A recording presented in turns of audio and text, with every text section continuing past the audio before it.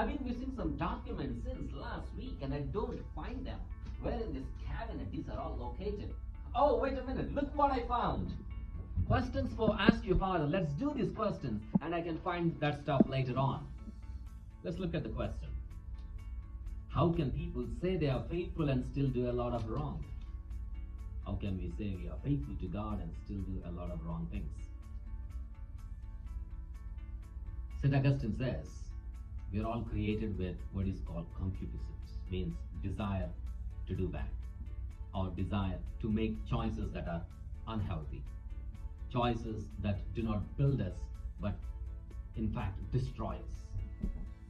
When someone says he or she is trying to live a faithful life, or a moral life, morally upright, especially faithful in marriage, fidelity in marriage, fidelity in priesthood, or fidelity in any vocation of life. People can say that because God gives us inspiration for every day. God gives us grace for every day. What am I doing with the grace that God gives me for that day? As we pray in the Our Father, give us today our daily bread. It not only refers to pieces of bread or steak or whatever we eat for our meals. God gives us grace, which is bread. What do we do with that? We can use that grace to build, to cooperate with God's grace, or we can just simply ignore it. And when we keep doing it, the devil is so clever that it keeps enticing us. Okay, you're being faithful, you're being faithful. Why don't you do this one time? The one time becomes twice, 3 times, 10 times, 100 times, 1,000 times, and million times. And in this process, what we compromise is our fidelity. We keep saying we are being faithful, but we are making those choices, doing those actions that are wrongful. So on a daily basis, what should we do? Open the gift, the package of God's grace, and respond to it generously. That's it. Let's look at the question. Do all branches of the church go to heaven?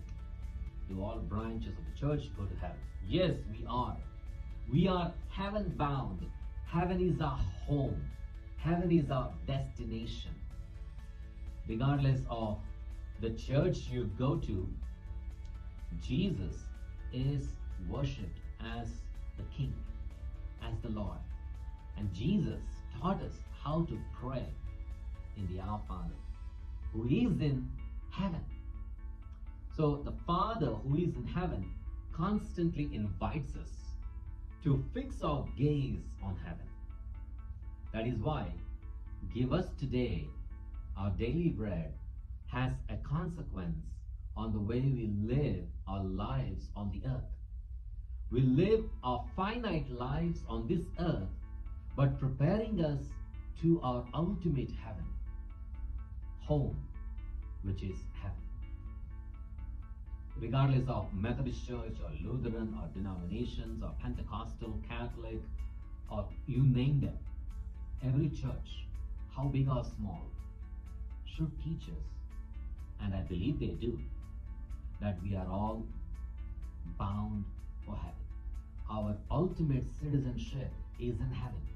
Regardless of the passport you hold, Mexican or American or Indian or Australian or German or Italian, that is for us while we are on the earth. But for Christians, we are citizens of heaven, God's household. So every church teaches that, and every Christian needs to respond to that and live our lives here on the earth as if we are already in heaven.